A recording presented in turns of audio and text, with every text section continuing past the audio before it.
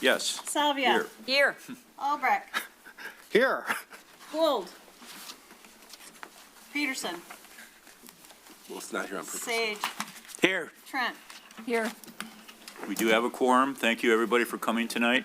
If you'd please rise and join us in the Pledge of Allegiance. I pledge Allegiance to the flag of the United States of America and to the republic for which it stands, one nation, under God, indivisible, with liberty and justice for all.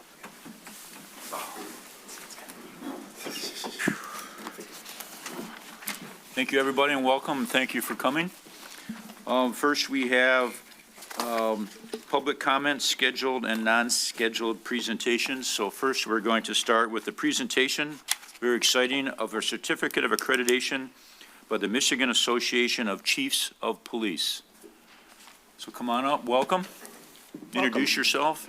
Well, thank you very much, Mr. Mayor, Madam Mayor Pro Tem, City Council members, city officials, and most importantly, the citizens of Rochester. My name is Robert Stevenson. I'm currently the Executive Director with the Michigan Association of Chiefs of Police. I spent 37 years in Livonia, and I left Livonia and then took over this position, and I've had this position now for 11 years. This is a very exciting night for us and for our profession as we come here tonight to present the Certificate of Accreditation awarded by the Michigan Law Enforcement Accreditation Commission to the Rochester Police Department. One of the things that my job has allowed me to do is go around the state and see many different police departments. And I can tell you that you had an excellent police department before they started the accreditation process, but it's even better today than it was then. The accomplishment, I'd like to put a little bit in perspective, if I can, for you, just to show how prestigious this is that in the state of Michigan, there's 589 police agencies. Of those police agencies, just shy of 400 are municipal police agencies. 83 are county sheriff's offices, and the rest are tribal police and hospitals and colleges and such. So out of the some 600 police agencies there are here in Michigan, your police agency is the 51st agency to achieve accreditation. So to put that in a little bit different perspective, your police agency has been able to accomplish what 90% of the other police departments in Michigan have yet to accomplish. It's a tremendous amount of work, and the thing that I would tell you about this is that it was undertaken voluntarily. I think it's no secret that the last few years have been difficult for law enforcement. There's been a lot of criticism, some just, some unjust, and calls for what they would call police reform. And the citizens of Rochester should take pride and know that their police department has already put into action, if you will, the so-called reforms that were called for. And they did this before all that took place, and they did it voluntarily. So it's a tremendous accomplishment. We're proud of them from our association because they're elevating our profession, and you should also be proud of them. So when I start this, I say that we're not here, we don't give out this, it's an award. It's something that's earned. And I'm going to turn over the director of our accreditation program, Ron Wiles, to speak a little bit about what your police agency went through to get this. Thank you. Well, good evening, and thank you for the opportunity to be here. It is certainly my pleasure to be here today and celebrate the accomplishment of your fine police department. My name is Ron Wiles. I am retired from the Grand Blanc Township Police Department, where I did 26 years, and I serve as a deputy director with the Michigan Association of Chiefs of Police. Under that umbrella, I'm the accreditation program director for the state of Michigan. So accreditation is a time-proven way to help law enforcement agencies get better. It can take a good agency and make them great, give them the opportunity to be great. The foundation lies in the voluntary compliance with 108 best practice law enforcement standards. Voluntary compliance. No one's making anyone do this. They're doing it on their own because they're pursuing excellence. You should be very proud of your police department for that pursuit of excellence. Kind of let me walk you through the process of what happens here. So first, the department has to make a decision, and they want to apply for accreditation. It's a big step. It's a lot of work, but it is well worth it when you accomplish it. So after the application, they go through a 2-year self-analysis phase. And during that self-analysis phase, they are looking at the 108 standards, they're looking at their written directives, and they're seeing where they're good and where they need to improve. and they're making improvements during that time.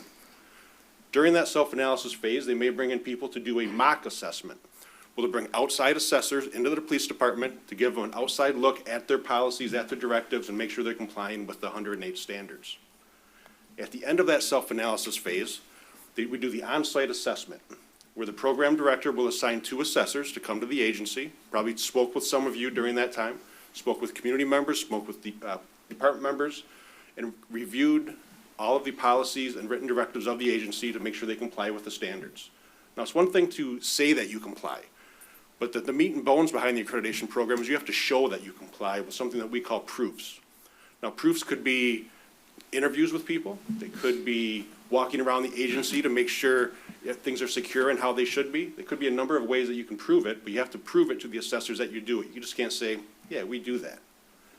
So after the self-analysis, after the on-site assessment, the chief and the accreditation manager, they go in front of the MELIAC Commission, and they answer questions. And the commission has a final report. They ask questions, they get answers, and they make the decision if accreditation has been reached. And in this case, obviously, I'm very proud to say accreditation has been reached. However, the process isn't done. It's not a one and done. They are accredited today, but in 3 years, the assessors will be back on campus here, going back into the policies of the police department to make sure they comply.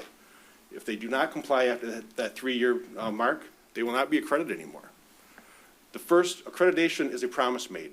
Reaccreditation is a promise kept. It's a promise kept to you. It's a promise kept to the police department and the residents of the city of Rochester. So again, it's quite an accomplishment. As Director Stevenson said, we don't give these out. These are earned.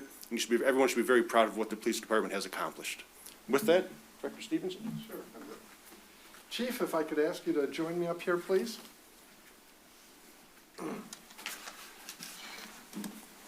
To all who see this certificate, know that the Rochester Police Department, having voluntarily complied with the standards established by the Michigan Law Enforcement Accreditation Commission, deemed essential for the delivery of professional police services and the protection of their community, is hereby awarded this certificate of accreditation effective as of the first day of October in the year 2022 for the term of 3 years. Chief, congratulations.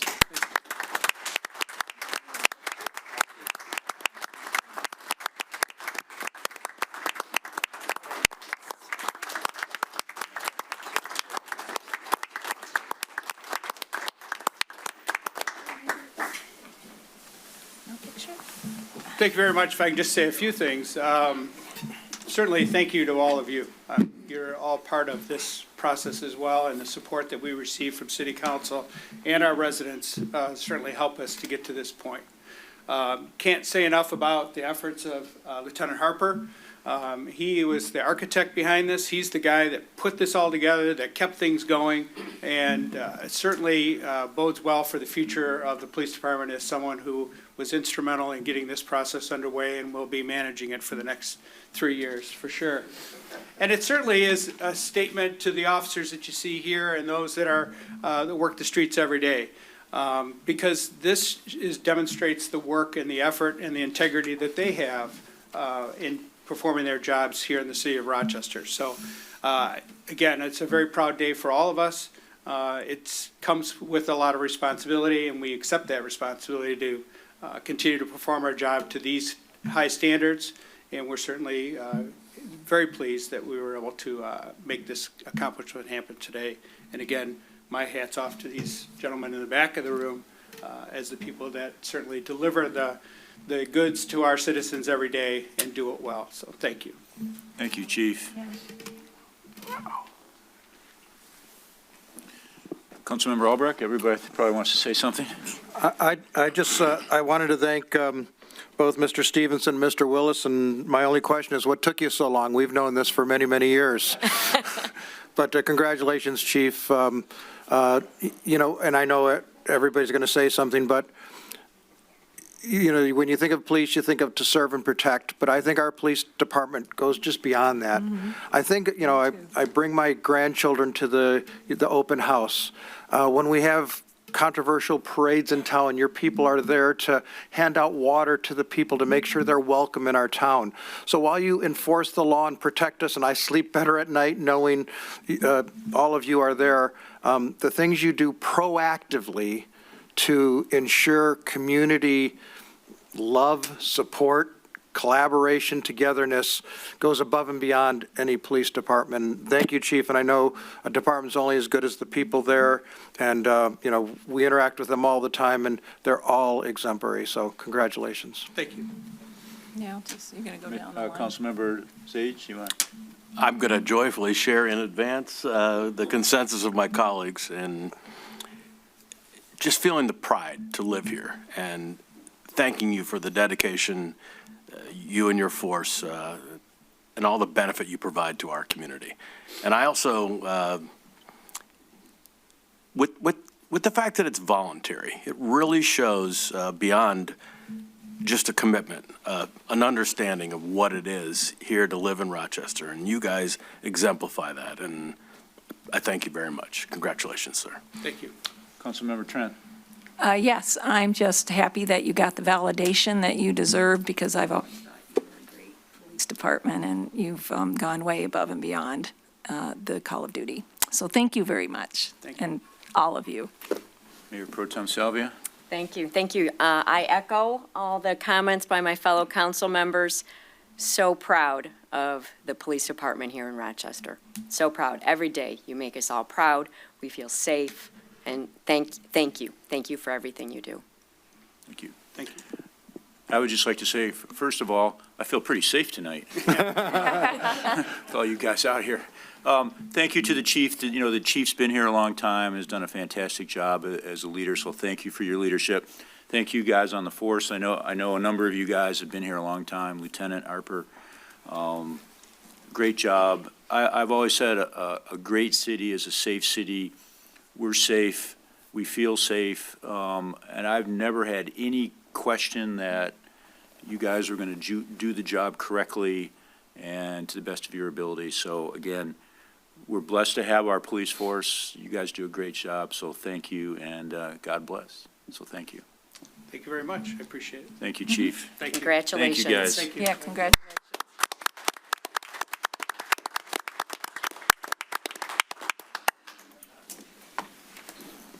Next, we have an update from DTE. Mr. Bandit, did you want to say something? Yeah, I do. Jennifer graciously accepted to come, and after the last storm, and even before that, councils, every year we like to get an update from our partners. DTE certainly is a partner with us, and they take their job serious, and you've seen a lot of stuff going on in this town, and they're going to update you. You've got a great team here tonight. We appreciate the time, and so this time, I know other times when you have to go in front of councils, it gets a little contentious. I think this is sharing in the fact that we are partners, and I know what you guys have done to try to keep this stuff to a minimum. It was quite an aberration what just happened throughout the whole state, and I know you guys communicate with us, and I appreciate you, Jennifer. You communicate wonderfully, and we appreciate that, and then we can pass it on to our council. So, council, they're going to give us an update what they're doing, what they've done, and what they have to do. Jennifer, welcome. Thank you. First and foremost, I want to congratulate the Rochester Police Department. Here, we at DTE think of our field crews as first responders too, so we understand the commitment to serve and protect, and not at that level certainly, but we do appreciate that partnership that we have with all of our police department comrades. My name is Jennifer Whitaker. I'm the regional manager for Oakland County in DTE's Corporate and Government Affairs Department. I manage the relationships with the municipalities, the 60 municipalities we serve in Oakland County. We are here today to talk about our reliability and our improvements. Many of you remember last year, we had several severe storms come through the service area, Southeast Michigan, which resulted in a lot of damage and unfortunately a lot of folks without power on several occasions.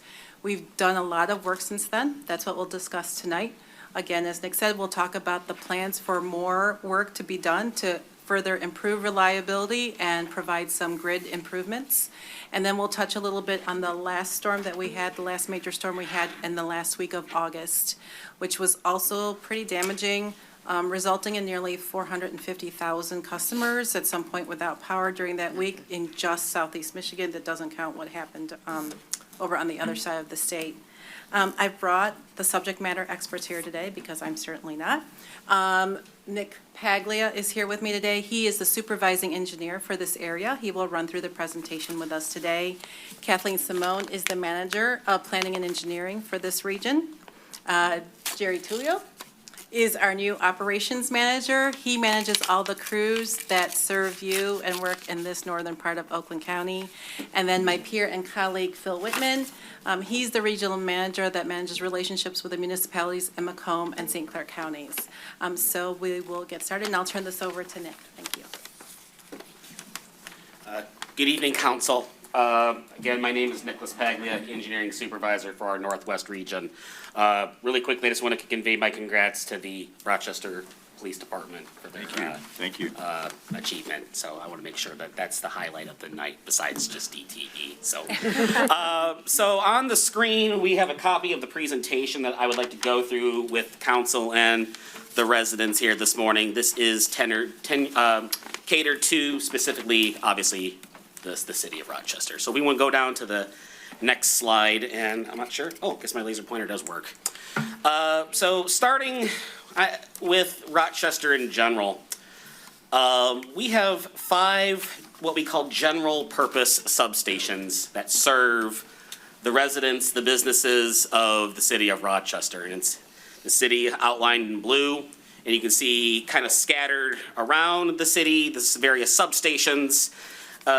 Quick trivia, there's only physically one substation in the city of Rochester, and that is rightfully called Rochester. And that is smack dab right in the middle. And then we have 4 other ones that serve from the outside into the city. We have Disco, which is physically located in Shelby Township. We have Dover, which is in Rochester Hills. Spokane, also in Rochester Hills, and Tinkin Substation, also in Rochester Hills. So physically only one substation in Rochester. The other 4 are from outside communities serving into the city. Out of those 5 substations, we have 12 circuits, a little over 6,700 customers. Those are account holders, not the specific population, of course. Go to the next slide, please. So we're here to talk about reliability. As Jennifer kind of opened, we started off with a pretty rough year last year in 2021. And we've had some conversations with members of council, Kathleen, Jennifer, and some others in our organization about what we're going to do to address it.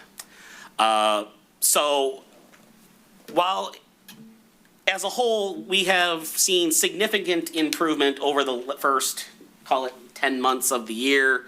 There's still plenty more work for us to do. But we have seen significant improvement in our circuit performances across the 12 different circuits that serve the city. Out of those 12, we have 11 currently outperforming the national average of the number of sustained outages served that you get over a course of a 12-month period. So in our industry, a sustained outage is anything that's greater than 5 minutes in duration. Typically, those are the ones that are after significant weather events, things like that, where there are hours, unfortunately, even days sometimes in the most extreme circumstances. Anything less than 5 minutes, we classify as a momentary interruption. And typically, those on average will last about 30 to 60 seconds. However, in 2021, my group determined that 5 out of the 12 were by far the most at risk, that needed the most help, the most improvement. And we set out with a plan to help address reliability to those customers, to those residents and business owners. And if you want to go to the next slide, late last year, early this year, we set out on a reliability plan. And I am happy to report that we have completed a significant portion of our reliability plan, especially when it comes to infrastructure upgrades, improvement to our overhead lines, which is where a lot of our outages take place. We have made some very, very significant improvement, but we are not done. We do have a couple of areas that do need a little bit more work. We currently have some tree trimming efforts going on for one of our circuits out of Rochester, two of our circuits out of Rochester, and another one out of Dover. Typically, we can only trim certain lines at certain times of the year because we can't work around some of our high energy or high voltage lines, what we call our sub-transmission. We cannot work around those lines while they're energized, and we won't shut them down in the summertime because we don't want to interrupt customers. So we wait for the cooler months to come in, and then we can safely de-energize those lines, keeping our line workers safe as well as the public safe. And so we've since resumed our tree trimming efforts, and we expect those to be completed all by the end of this year. You can go to the next slide. As I said earlier, we've made improvements, but we are not done. There is always something that we can always improve upon, not only from an operability standpoint, like my colleague Jerry will talk about here momentarily, but simply just keeping the lights on. So outside of the work that we had on the previous slide, we do have some more, we did complete some more work on one of our circuits out of Disco substation, that's DeQuinder and Runyon, where we did a number of work locations there for some infrastructure improvements. But we also have what's coming in 2023. And I think this is, to show our commitment to making sure that reliability for the city is the best that it can be. We have a number of different projects and jobs going on throughout the year. Some of them are a little bit more targeted in some smaller areas, such as we have pole top maintenance. This is gonna be right in, just on the, I believe that's the north side of the downtown Rochester area. We have some apartment buildings that are currently fed underground. We're gonna be replacing cable and transformers end to end to ensure that no localized outages happen to those residents. And we also have additional tree trimming efforts on our higher voltage lines, which we expect to begin at the beginning of 2023 and go all the way to the end of 2023. And anytime when we do tree trimming on our higher voltage lines, we're not just impacting reliability for one community, we're doing it for multiple communities. So not only will Rochester see the impact, the positive impact, but Rochester Hills, Shelby Township will also see improvements on those bottom two right there. So that's kind of what we've had planned for 2023. Before I turn it over to Jerry, are there any questions? Okay.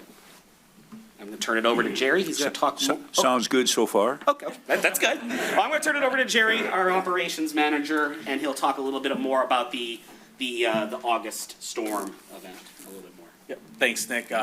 Council, mayors, thank you. My name is Jerry Tullio. I am the operations manager for the Northwest region for DTE, which does include Rochester. First, I'd like to thank the council for supporting a world-class police organization. I'm going to add fire to the mix. My crew, so for reference, the overhead and underground linemen, as well as the meter techs report up through me. Their safety is directly related to those men and women on your front line, so thank you. In storm, day-to-day traffic control, it makes a really big difference. So I'm new to the role, new to the Northwest region, so I look forward to working with everyone in the future. Next slide, please. Gonna do my best amateur meteorologist to start. In the last storm on August 29th, damaging winds moved through Illinois and into Michigan. It was classified as a mini derecho. That is about as close as we can get to hurricane speed winds here in Michigan. For reference, wind speeds that affect our lines are actually usually gust, right? It's the higher winds. A derecho is basically a gust that doesn't stop, right? It could be, instead of maybe 30 seconds or less, it could be minutes or hours that a derecho moves through our area. And for reference, for this time, it was 60 miles per hour, and it was for an extended period of time. In this, we had 5,700 wire down reports come in. That's a tremendous amount. That was across our service territory, including here in Rochester. A lot of tree interference. As Nick mentioned, and as you've probably heard in our commercials, there's a lot of tree work that we're doing, and that will help with the wire downs. We had 3,600 DTE contract and out-of-state employees come in from across the country to respond to the 4,500 customers that were affected in this. And as you can see in the bottom picture there, that's all those little polygons are, they're representative of outages of different sizes. So that's what we were dealing with. You know, we made a concerted effort to, you know, for public safety as well as then obviously to restore power. In terms of restoring power and how we go through that, if we go to the next slide, I'll kind of explain the process in which we go through to make sure that we, you know, secure the public as well as restore power. Next slide, please. Thank you.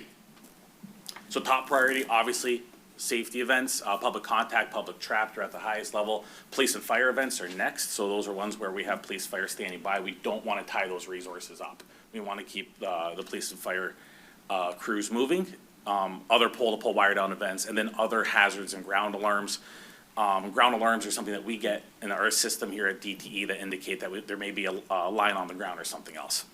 Once those are shored up and we've secured them, then we move to start restoring, right? What do we start with? We start with hospitals, pumping stations, and then police departments, other critical infrastructure. We then move, depending on time of year, well, you know, schools. So if it's Monday through Friday, kids are in session, we're gonna get them back. The election that just passed, if there was a weather event that passed through the election, we would have prioritized polling stations, and things of that nature. And then, like I said, other critical infrastructure, right? Things, you know, if we could get traffic lights back, you know, things around safety. From there, it's then basically largest to smallest. Once we've secured all the critical infrastructure, and other public safety events, we're gonna start with the largest outages, right? What is the least amount of work I can do to get as many customers back as possible, and we start working down the line. As we do that, it's gonna be multiple customers down to small, you know, down to the smaller multiples, and then single customer outages are usually what will wrap up the storm. And then from there, you know, there's cleanup that happens after, right? So that we do a lot of temp repairs, which people may see after a storm. You know, we come through and then we'll fix those, and then we keep, you know, turning to return the grid to normal. So once everyone's back, our job's not done, but you know, we strive to get as many people back as quick as possible. That's how we work day to day. Obviously, we're in storm. You put all these pieces together, and that's what we work towards.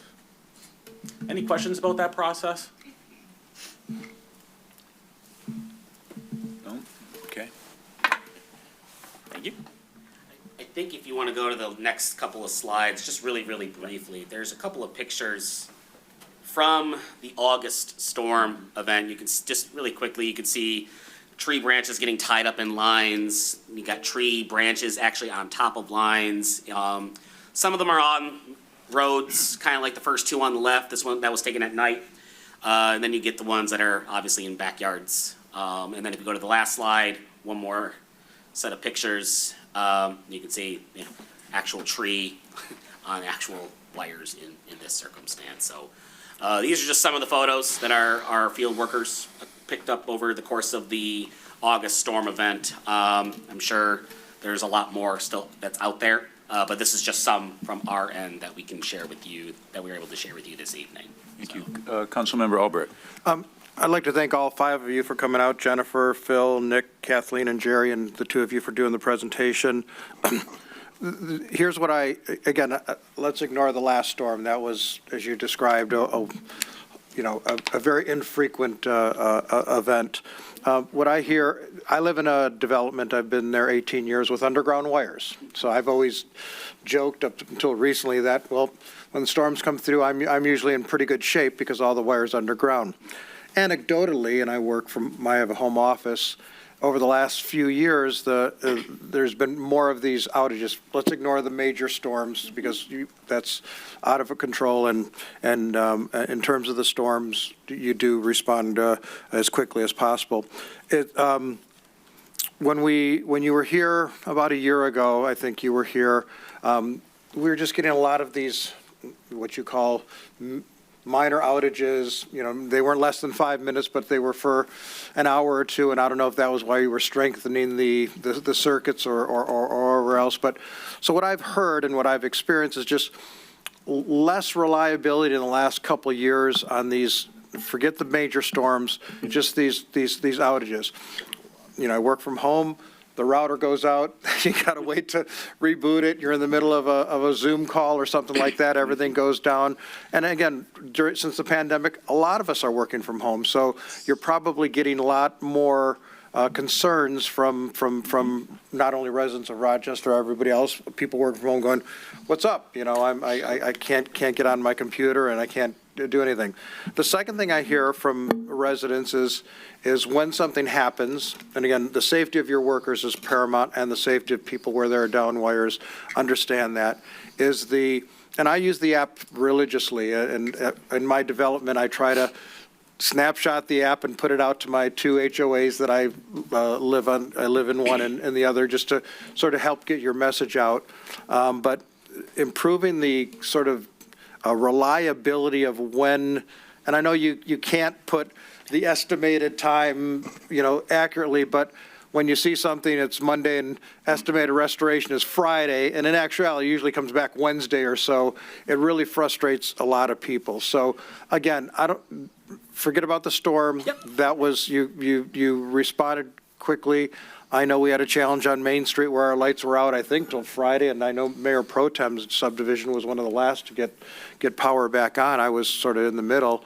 But just explain over the last 2 years why we're seeing more of these non-storm related events, and what can we do, what can you do to improve the communications to residents to say, hey, the power will be back on by this date, and have it be a little more accurate versus let's go here, and if we hit here, we've overperformed. Thank you. Again, thank you for all coming out. I know you got to do a lot of these, and it's not a lot of fun, and I appreciate DTE as a utility and provider, but those are the things I've experienced that I'm hearing. Just to hit very briefly on the first point regarding these outages. We certainly don't want to deter any resident or anyone from, if they're having an issue, to speak up, because sometimes the smaller contained events, sometimes we don't really catch a whole lot of wind from those. And typically, if it's like, you know, a block, sometimes that might not get on our radar right away. We do, however, monitor all of our circuits every day, 24 hours a day, 7 days a week, and we do have indicators when a circuit's performing poorly. And we look at not just outages, but we're also looking at duration of outages. So how long it takes for one of Jerry's crews to get out and restore. That attributes to performance.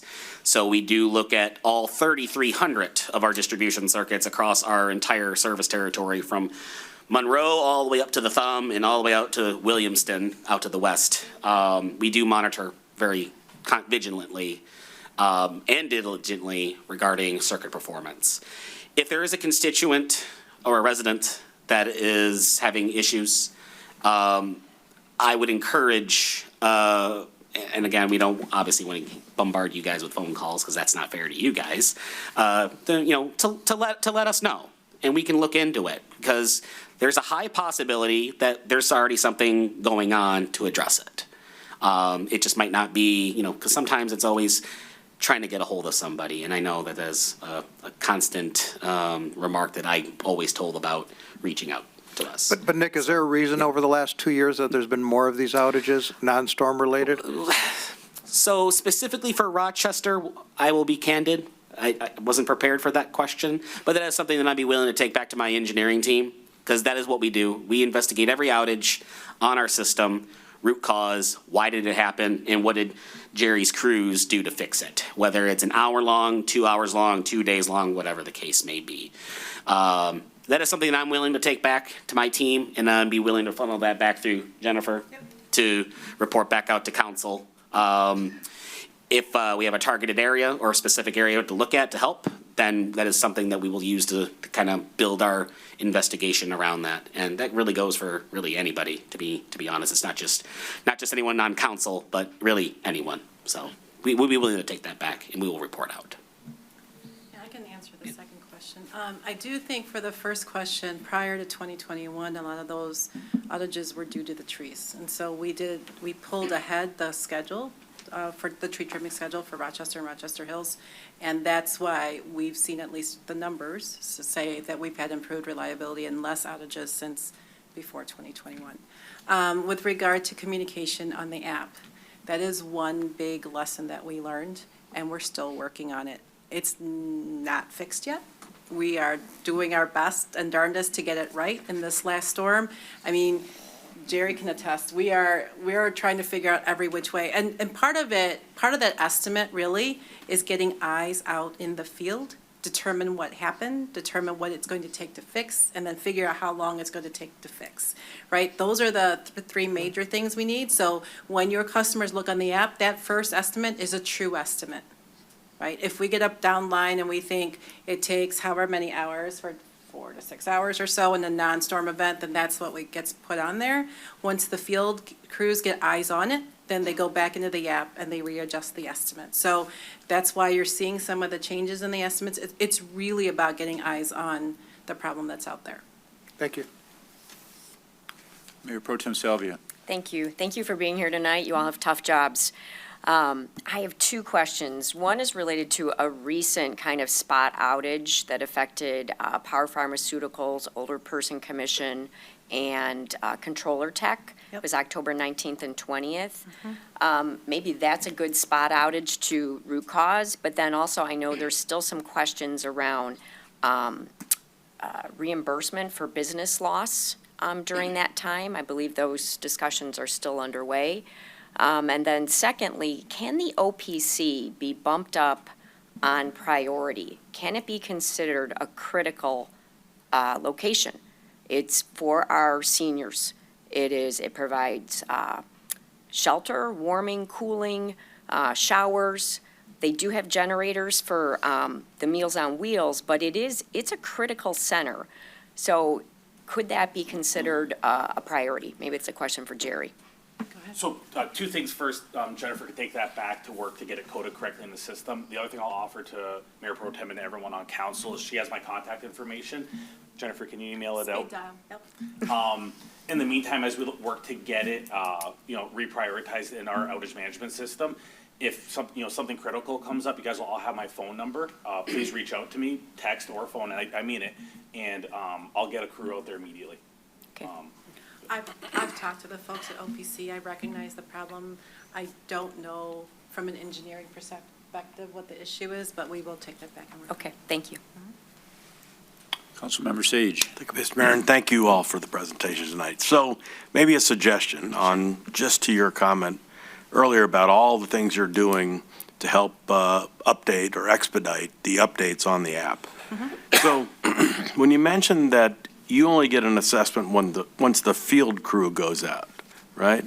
So have you ever considered using any of the crewmen as spotters? Do some triage in advance. He's in charge of the Yeah, triagers. I can comment. Yeah.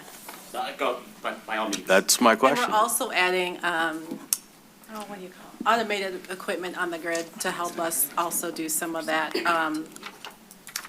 damage assessment remotely. So, Councilman Sage, I can speak a little bit about getting eyes on the field in these high wind or severe weather events. So employees at DTE, minus the men and women that work on the line, we all have something called storm assignments. And basically, when we get, like in August, when we had 450,000 customers out, business stops for us. We stop our normal work and we perform our storm assignment. One of my storm assignment is our damage assessment management type of role, where I'm organizing DTE and non-DTE damage assessors. And these are men and women who are engineers, technicians, designers, substation designers, many different roles that are familiar with the poles and wires that make up our distribution system. And we're actually ramping up, getting more people trained and in doing damage assessment. So this is probably one of our biggest efforts in getting more people trained to perform that particular role. I will say we've had a number of people retire through attrition.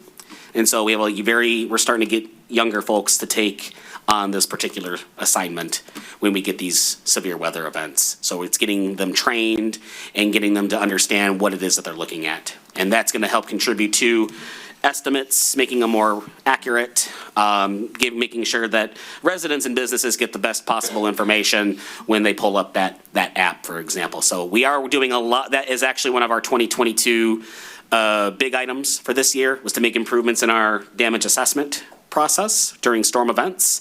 And we have made some improvements, but we're not 100% there just yet. It's going to be an ongoing thing for years to come. But we have made improvements, and we're still continuously making those improvements as well. So I hope that answers your question or your concern. It does. We look forward to your progress. Very good. Thank you. Anything further, council? I just have a couple. Again, thank you for coming out. I appreciate it, Jennifer. Good to see you again. What I hear that the perception may not be true, but perception is reality to some extent. You talked about you do the largest ones first. Well, the last couple major storms, which of course you're not responsible for, it appeared that Rochester was one of the largest outages, but yet both storms, it seemed like Rochester was the last to do that. So their question was, what did we do wrong, or why? So that question. And the second one was, the lights on Rochester Road were out for 3 or 4 days, and it's like, how can a major thoroughfare in a major suburb be, so long out? I mean, this was not out in the boondocks someplace. This was like right downtown, So those are two perceptions, and, if you want to comment or, but I've heard that from multiple people, and I saw it myself. So I'll answer the second one first. I don't know why, but I'll make the same commitment with all your critical infrastructure that I did with the ODC, which is, Jennifer's gonna give you guys my contact. I'm ultimately, responsible for getting the lights back on, as well as the maintenance for this area, actually executing the work. So if you have a major intersection, a road, anything like that that is out, contact me. We will get someone out there. I'll make that commitment to you guys. For the first question around, it felt like Rochester was last. So when it comes to the priority, so you may look at the city as a whole, right? And, it feels like Rochester was last. But when you look at we look at the actual size of the individual outages, right? And so sometimes if you have a lot of smaller outages, that affects your priority a little bit. Versus where if you had a whole substation out, right, we're gonna go at that first. If you have, one line down here, then, maybe a few streets over causing us, another outage, another line down over there and so on. You have a lot of small outages that kind of add up, but under our current system of how we prioritize, that doesn't, how do you put this? It doesn't flag the same way as that, one fix that gets back 3,000 customers, right? That one fix maybe got back 100, and then the other fix gets back another 200. So that's more than likely what happened. I can dig into that a bit more of the I last appreciate storm, it. but that all plays a role. Very good. Any other questions for? Thank you guys a lot. Thank you for coming. Appreciate it. Thank you. Good to see you. Are there any other public comments? Anybody in the audience? No? I know this is on the consent agenda. Maggie, did you want to say something before we get to? Good afternoon, good evening, Mayor Bixson, Mayor Pro Tem Salvia, Rochester City Council, our new city manager, Nick. First of all, I would like to congratulate Chief Schuttenhelm and his team. I work very closely with Chief on a lot of events, and they are absolutely top-notch. I'm sorry, Maggie, why don't you introduce yourself first? I will. Yeah, before, and your role. Good evening. My name is Maggie Bobbitz. I am the president of the Rochester Regional Chamber of Commerce and Foundation, and the parade director for the 2022 Rochester Annual Area Hometown Christmas Parade. So we are here tonight to get our special event permit passed through council. The parade will take place on Sunday, December 4th. It will march down Main Street, starting at Rochester and Tinkin at exactly 2 p.m. I'm hoping that all of you will be there. This year, we are honoring two very special pillars of our community, which are Bill and Sharon Byers. They are our grand marshals for the parade. I can't tell you guys, it's very heartwarming, the amount of community support that we have gotten this year with the parade. I have done the parade for almost 15 years, been the director for almost 7. The parade means a lot to me, but the outpouring of community support that we have gotten this year is absolutely exceptional. And it means a lot to me to know that the community is standing behind us also. So, and at your places, we offer, we gave each of you a parade button. We also, we hope you wear it proudly. We also invited you to our pre-party for the parade, the morning of the parade, and to the Grand Marshal celebration. So we look forward to seeing everyone there. Thank you, Maggie. Thank you. And good luck this year. Thanks. Welcome back to the parade. Welcome. Thank you. Yes. So excited.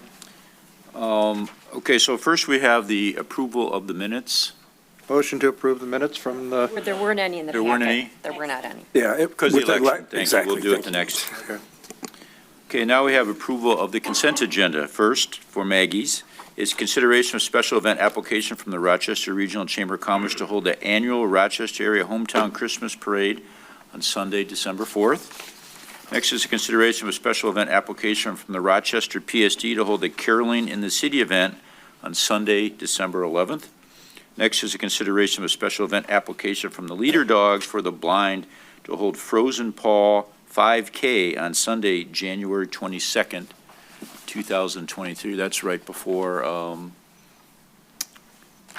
Fire and Ice, thank you, which will be back this year. And next is a review of the current special event calendar. So we have a motion by Councilmember Albrecht, second by Councilmember Trent. Discussion? Madam Clerk, the roll, please. Vixen, Yes. Salvia, Yes. Albrecht, yes. Sage, Yes. Trent. Yes. Let there be a parade. Yes. Good luck. Parade. Can't wait. Thanks, Maggie. I was about to say, I hear it's going to be warm and sunny that day, but I don't know what weather you want. 50 and sun. 50 Is that and what you sunny. want? As long as we don't have any rain, it'll be. Okay. 50 and sunny. Okay, tonight we do not have any old business or table items. We do not have a public hearing. Now we have legislative deliberation. First is the corner bar easement. Mr. City Manager. Thank you, Mayor. Council, at recent Planning Commission meeting, this took a couple of months to get here, we saw a presentation of Planning Commission evaluated the former Penny Black facility to be renovated by the new owners, who also are doing that, and they're also entered into a lease for what's going to be called Ernie's, and Dakatala's on the river there. So this was their first project. If you got to sneak and look in the windows, it will blow you away. You won't even know what you're looking at. They basically gutted Penny Black. Remember, it was 2 different sections. It felt like rowdy, not so rowdy, and it was hard to get the people in between. So they moved the bar. Rowdy, not so rowdy. That's what we called it, yeah. That's how Christ is the owner, Kristen, he called it that. It was like, I don't know if I want to take my kids there because that side's a little louder. It was high tops, et cetera. So anyway, they came in and gutted the whole thing, kept the restaurant open so they could, kept the kitchen open so they could use outside dining and not lose everybody all summer. So we appreciated them doing that.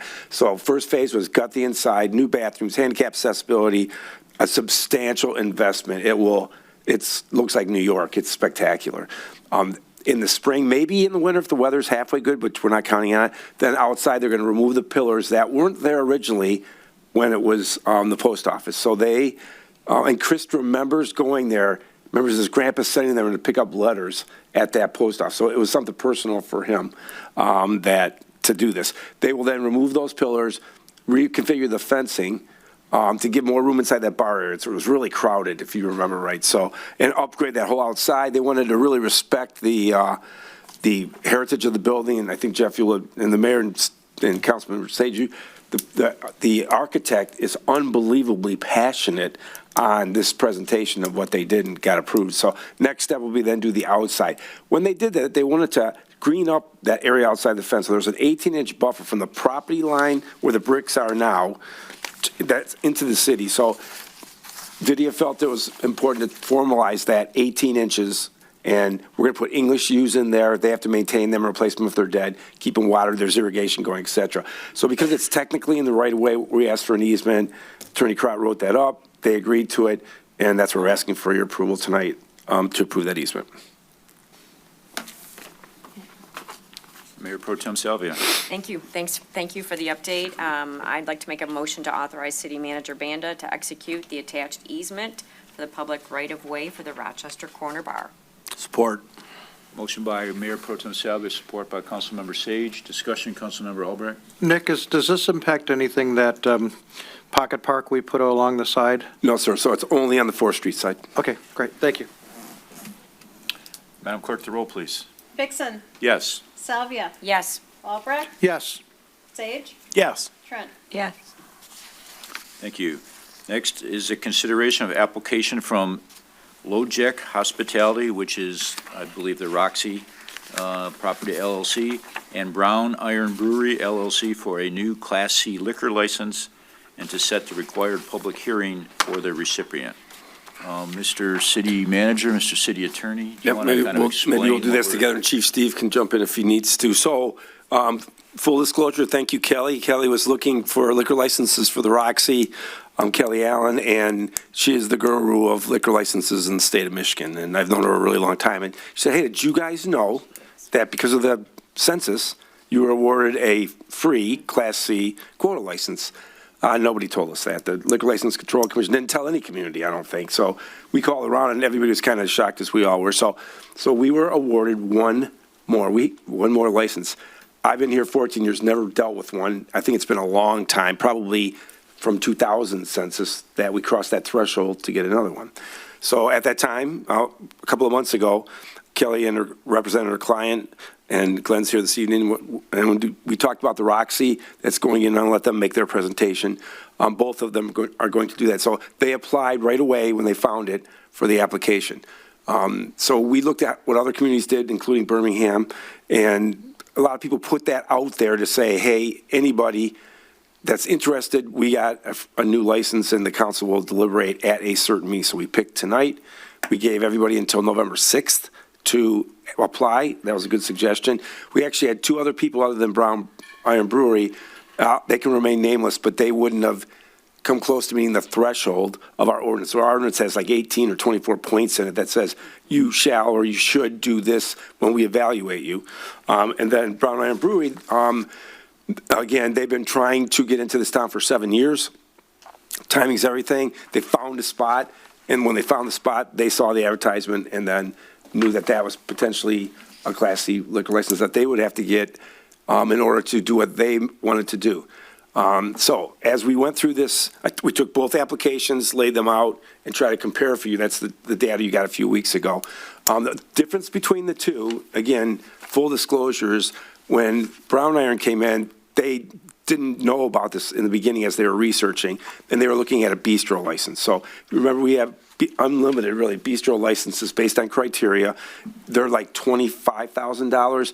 They stay with the property. Unlike a Class C, if you're aware that, that's yours, and you can transfer that out of the city. It's got a huge value, $75,000, $80,000, I think, is the market right now.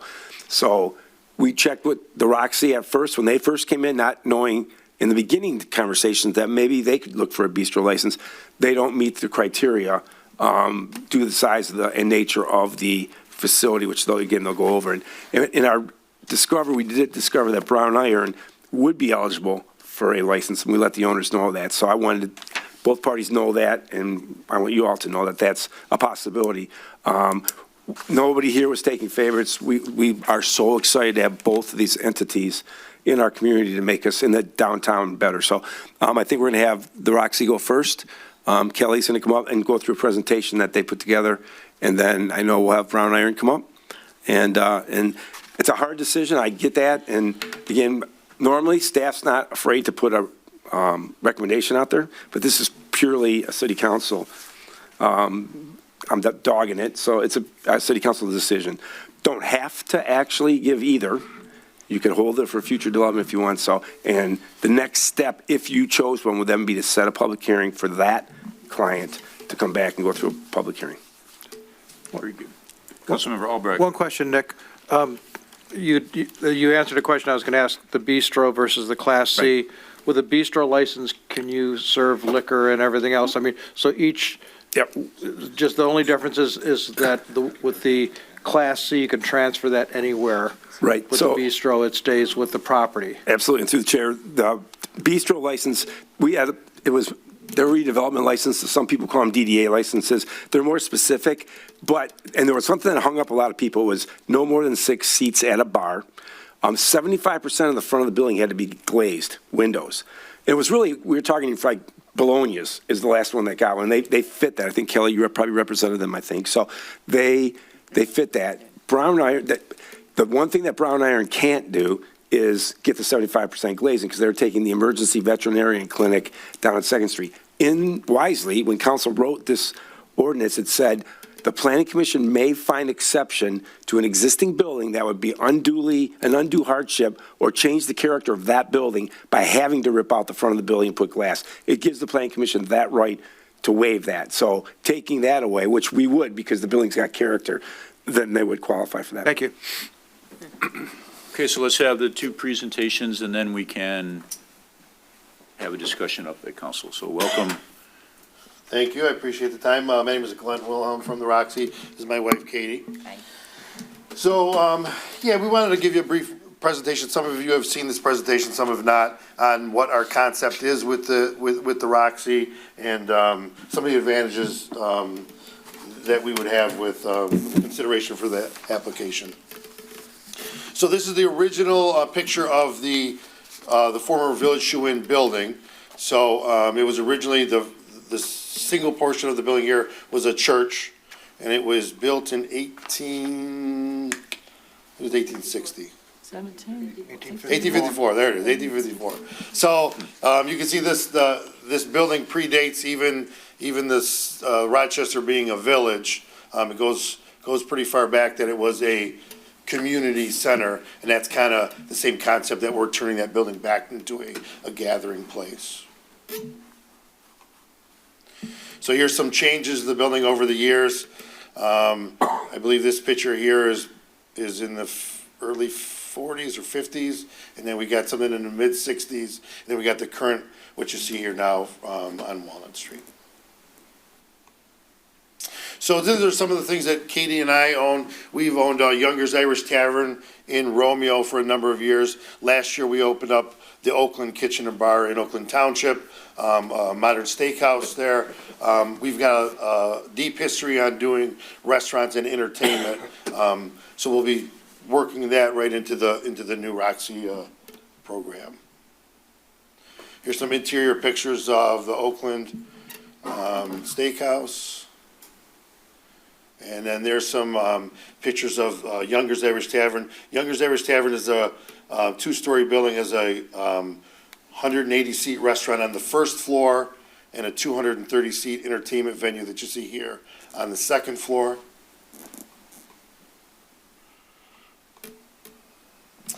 This slide shows the DDA meeting from 2021, the idea session that identified entertainment and live entertainment venue as the #1 need in the city of Rochester. And incidentally, we've done our shows in Romeo. We've been doing similar type of shows in Romeo for about 14 years now. About 6 years ago, all of our shows went to online ticket purchases. So we were able to track customers and where they're coming from and what zip codes they were coming from. So it was surprising for us to see that 30 to 35% of our general shows were drawing from Rochester, Rochester Hills, and Oakland Township. A lot of it was coming from Shelby Township and Washington Township, but the number of coming from Rochester, Rochester Hills was higher than I anticipated. We've lived in Rochester Hills for about 25 years. I've always thought that there was a need for live entertainment in Rochester, and that's what got us going here. So this is a conceptual look of some of the colors and some of the updates for the Roxy building, with a venue-type signage up front, some new colors, and some new landscaping. That's the current rear building, rear look. And then that's with some foliage here to kind of soften between the residential area and the building itself. With an added sidewalk. And a sidewalk, we'd add sidewalk right in, right. So that's an overview here of us adding in, oh, there you go, the next word. Oh, there it is, yeah. So there's the sidewalk that we'll be adding in, some of the green space to block the residential view. One of the important things that is important to us is to be a good neighbor to the people that are all around us. We're very committed to sound being all enclosed in the building. We've hired a top sound engineering company that's going to be doing some acoustical testing and acoustical absorption material inside the building to make sure that we don't have any issues with sound exiting the building. These are some conceptual looks of what the interior of the building will look like. The front of the bar will be very similar to this, loungy type of areas for live entertainment. There's some more conceptual stuff there. One of the important things to notice with our concept here is it's all a pre-ticketed event. So we pre-sell our tickets, ticket sales all online. So what that gives us the ability to do is a couple of things. Gives us to be able to direct people in parking where to go for parking, and it gives us the ability to partner with some of our restaurants in the area that we can, in one spot, we can seamlessly order tickets for a dinner and also make a dinner reservation at some of our partner restaurants through our integrated POS systems. So one spot, you'd be able to go online, purchase your tickets for a show, and then a drop-down would say, would you like to make reservations at one of these close-by restaurants? You can click right there, pick your time, and I'll have it done in one spot. So that's the end of the presentation there. There's a couple of things that I really wanted to point out, that the differences between your two applications that you're going to consider here tonight is the fact that when we originally started looking at this Village Shoe-In building and this concept about almost a year ago now, my team and I, we were going back and forth. There's two models out there for a theater like this. One model is like what we have in Romeo, where it's a dinner theater all in one building. Andiamo Showroom in Warren would be the same thing. Lexington Theater, same thing, where you're having dinner, watching a show all in one building. The other model that's out there is like 20 Front Street or Mark Ridley's in Royal Oak, where you're drawing people into the city and you're utilizing the existing restaurants that are already there. We know that 85 to 90% of our customers coming to the Roxy are going to want to go eat before or after the show. So if you have the facility where you have good quality restaurants within walking distance, you can do the model where you don't do the restaurant in the same location. We went back and forth early on because the Village Shoe-In building size does have the capacity to put a kitchen in and do a full-blown restaurant. But Katie and I thought it was very important for us to be viewed as a draw into the city, and, you know, a theater like this draws from a much bigger radius than an individual restaurant. So we would feel like we would really be drawing people into the community and sharing the wealth a little bit as far as the dining dollars. I think that's about all I had. Mr. Mayor, if I may, I appreciate, Glenn, you being brief, because when James and Kelly sent me this, it was like 3.5-hour presentation, I think. So I appreciate that. Duly noted, duly noted. So, but I will tell you that, and they worked extremely hard with staff for the last, 8-9 months we've met 10 times. And Chief Steve and I, and Chief John, I don't know how many times you met, about them putting in the 4-inch meter so that they're ready for the fire suppression if they ever were to be able to execute this lease. This is a lease opportunity. It's a long-term lease. It's 17 years. 17-year lease. So I think that's important to make sure that you all know that, and that the the landscaping on site is no small feat, and I am extremely thankful for that because it's parking in the right of way, all the way up the street. And at the Planning Commission meeting, Planning Commission heard from some of the other business owners that said, hey, these people are going to park in our parking lot. Well, your parking lot's in our right of way, and we should take it back and put a sidewalk all the way and eliminate that parking. They have to pay for parking. Part of the Planning Commission, its idea was pay in lieu of parking. They could have maxed this out and got probably 17 or 18 more parking spaces on the site, but instead they chose to landscape it and ask for council to pay in lieu. They have to decide if they're going to come in for a payment plan or not. So it's between 71 and 73 spaces, which at $1,000 a space is not a small change that they would have to pay instead of maxing this out. You see all the hard surfacing there now? They're greening this up significantly. So the Planning Commission was very thankful, Mayor and Councilman. I think you could acknowledge that we spent a lot of time in details. How we move the traffic one way, how we eliminate this spot, how the dumpsters on their site, how we're going to worry about not having their patrons all over the place in the neighborhoods. And so we've gone through painstaking detail with this. And I know he's been trying to be brief, and I appreciate that, but it should be known that they've done everything that the Planning Commissions want, and even the residents that came and talked between the sound and the greening it up, et cetera. So they've been very good partners to date, and we're excited to have this opportunity. One other thing I'd like to point out is the two different applications that you have, and I'm familiar with Brown Iron, and they're a very quality operation. No question. I think the city would be happy to have them, and they would be lucky to have them. One of the other major difference between the two applications is we are at the end of our process. Like Nick said, we've been meeting for 9 months on this. We've met with the DDA. We did a presentation to the DDA. We went all the way through Planning Commission. We've made adjustments to the Planning Commission. We got unanimous approval from the Planning Commission from the site plan. So this is really the last step for us now to move the project forward. We've got applications in with the building department. We have permits in. So this is the last piece of the puzzle for us to get this project going forward, and we really appreciate your support on it. So, thank you. With that, I'm going to let Kelly talk to you a little bit here. I'll try to be brief as well, Nick. I'm Kelly Allen, appearing tonight on behalf of Katie and Glenn. And what they didn't say is, in addition to being fantastic business people, is they have 5 kids, aged 9 to 1. So the fact that she's happy really to be here. Wow. Yeah, she is, yeah. I also, just really quick, I've got to congratulate Chief Steve and his guys. I mean, I work all over the state of Michigan and in liquor licensing, and I worked with Chief in Birmingham before he came here, and just such a pleasure. So business friendly and open to ideas and accessible and fantastic. They're just great guys. Okay, so I'm going to talk about the liquor license as briefly as I can.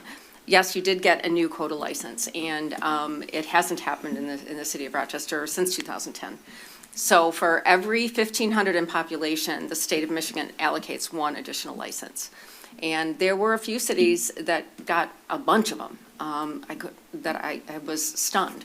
And that just means a lot of development. And it also means in the condo developments and stuff like that you're doing, your population goes up. So fortunately, you got this new license. And I do really just want to touch briefly on the difference between a bistro license and what this license is. They're all Class C licenses, meaning, and by the way, Patty Eisenbraun and her husband Tim and their partner Denny are fantastic. I've represented them in the past. Fabulous operation. They can then sing their own praises, but I will as well. They're great people, and they run a great establishments. But the difference is between the quota license and the bistro. Everybody gets to sell and serve beer, wine, and spirits for consumption on the premises. There are other permits that you can get with that. The bistro license itself is not a state animal. It's a city animal. It's something that was actually created by the city of Birmingham when the chief was there. And it was to enable smaller establishments to be able to bring licenses in from outside of the municipality. In Birmingham, they didn't let a license come in from outside of the city of Birmingham. They had 10 licenses until they did this in 2007. And many communities have copied it, and it's a really good tool for you to have and for applicants to have. For the bistro, you have to have food service and you have to have outdoor seating. And that is why the Roxy does not qualify. They don't have any outdoor seating and they are not going to have food service by choice. So the first thing that you're always going to do as an applicant is look at your quota position. Is there anything available in the municipality, which is a gift?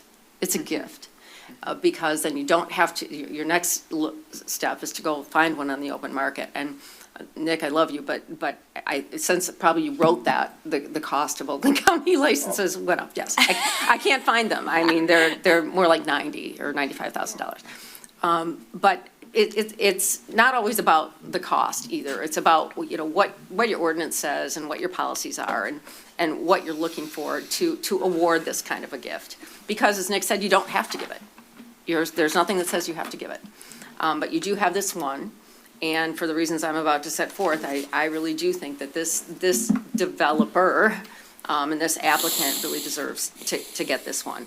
And so that Patty and Tim and Denny, they will qualify for a bistro license. They can either bring in another license from Oakland County, or they can apply for what's called a redevelopment license, different terms, stateside redevelopment, cityside bistro. And that is a $23,000 license. It does stay with the property. It does take one heck of a lot longer to get through the Liquor Commission, who is running at an all-time snail's pace in my almost embarrassingly 40 years of doing this. So it will take them several months to get through that process. On the quota process with the Liquor Commission won't talk to us until the city approves it. We have been filed since August, and we've got everything to a point, and now the Liquor Commission is waiting for the city to say go. And when the city does say go, if and when the city says go, then they're going to assign this to an investigator, and it is going to be a sprint to get Glenn and Katie done for a March opening, even though we've been working on this for a year. So, you know, having said that, that's why we're going to be at the end of this presentation, short presentation, pushing really hard to get this public hearing in December. Because once that happens, if awarded, then it has to go to Lansing, and then I got to push on those folks up there to get it going. So when you look at this award of a quota license, you're sort of looking at three things. You've got an ordinance that sets forth 22 criteria. And so we addressed all of those criteria. I am not going to go through those criteria tonight. It's all in your packet. Everything's in your packet. James Vetriano is like the best in the West. I had him on every single project I've ever dealt with because he's fabulous. But so you're going to look at economic development, historic preservation, community impact, and then what I call the site-specific or the applicant-specific criteria. So Glenn sort of hit on the economic development. You can see that this is going to bring people downtown. I love shoes, but this is going to really bring people downtown, and for a reason that is desperately needed, not just in the city of Rochester, but in Oakland County in general. If I could tell you how many people I know drive to Romeo, I live in Rochester Hills. How many times have I driven to Romeo to see this venue and to hear the quality entertainment that they have there? So it is really necessary in the city and in Oakland County. This is such a unique venue. It will be unique even compared to Glenn and Katie's other place. And they're going to complement all the businesses down here, bring people down for restaurants and everything else. And one thing, that little nuance in the points that we talked about when we met with Chief and Nick was that we're going to be really cognizant of what goes on down here. So if it's Lagniappe or something like that, Glenn's going to work around that. He's not going to compete with it. He's going to try to work with, of course, the DDA and all the stakeholders down here to make sure that he's not adding to traffic and that he's working around that. He won't book shows on those kinds of nights. It would be difficult. And the chief made that clear, and we're making that clear to you. Also, this historic preservation, this building built in 1854. I was not born yet, and so they're returning the facade. It's beautiful. They're going to get it back to where it should be as a communal center, and then just this community impact. Your vision session targeted this, and so here it is. And so it's important, as Nick has said, planning commission done.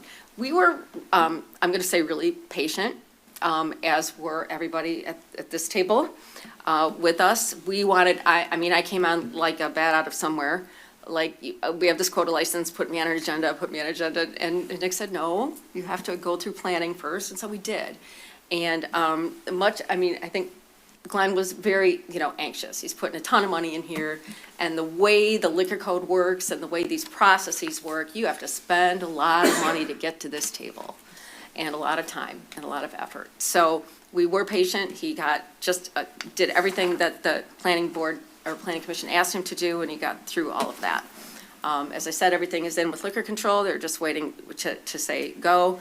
And then, I know that you have two applicants here tonight. And Nick, or Glenn rather, did a little bit of comparing of those. And I can't say enough. If you had two quota licenses, these would both be perfect for quota licenses. But this project is different, it's unique, and it is way ahead of the game. I think the guys at Browns want to open about a year from now, and he's going to open the door on March 15th or something like that. And so because of where we fall, I just think it would be really prudent for the city to grant the quota license to the Roxy so that they can get moving, knowing that there are other alternatives for Brown Iron. Are there other alternatives for us? Yes. The other alternative is that we go buy a license. The biggest problem is finding a license, not even so much the cost. I've been at it for a lot of years, and I've got a lot of clients looking for Oakland County licenses, and one would have thought that the market would have gone like this with the pandemic, but it has not. It's gotten harder and harder to find. So, of course, cost is an object. The amount of money that Katie and Glenn are putting in already, and the amount of work that they've gotten to at this point, I think it's really important that the City Council recognize that, and we are asking you tonight to set the public hearing for December 14th for the Roxy to determine whether or not they should be granted a quota. Thank you. Thank you. Okay, so now we'll have the Brown Iron Brewery. Now, let me preempt by saying Patty and Tim, they work hard. They have the Brown Iron Brewery in Washington and in Royal Oak. They had a milestone birthday, and Patty, Tim surprised Patty with it. I don't know if they're in Germany or where they're at this time, but Spain. And she was horrified that she could not be here.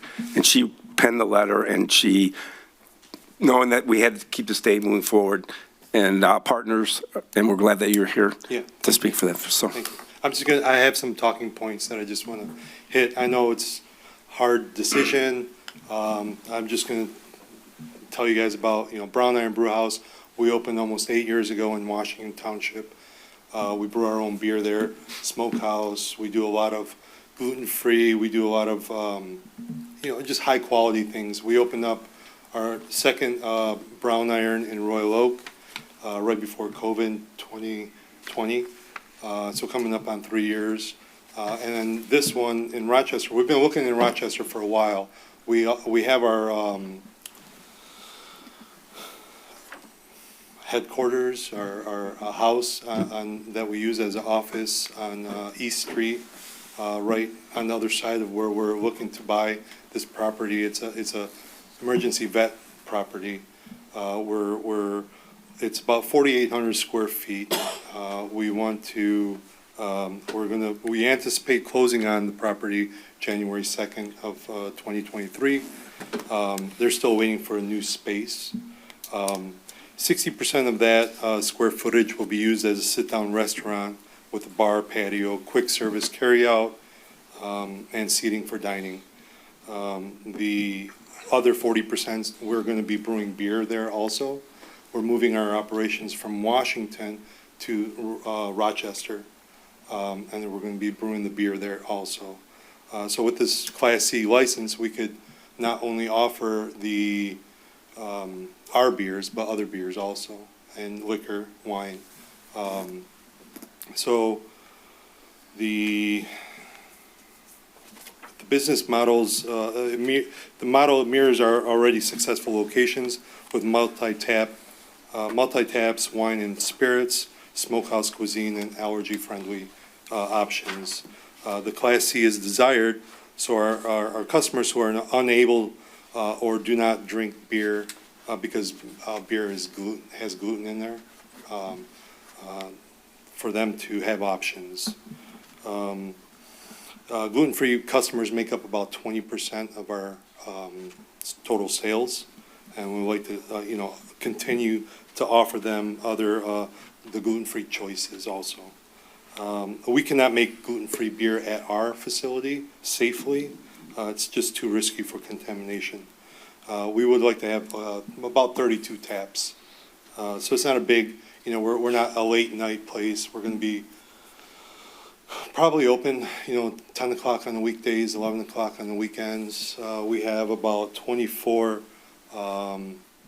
spaces, parking spaces, plus we're right next to the parking lot. I think it's the Rochester parking lot where the farmer's market is held. We're going to, employ 22 to 24 people. That's what we're looking about, 7 days a week. Like I said, we're not a late night venue. We love the idea of getting people to explore the east side of Rochester. That's why we're opening this. We're trying to get more, our brand, getting it to people in Rochester.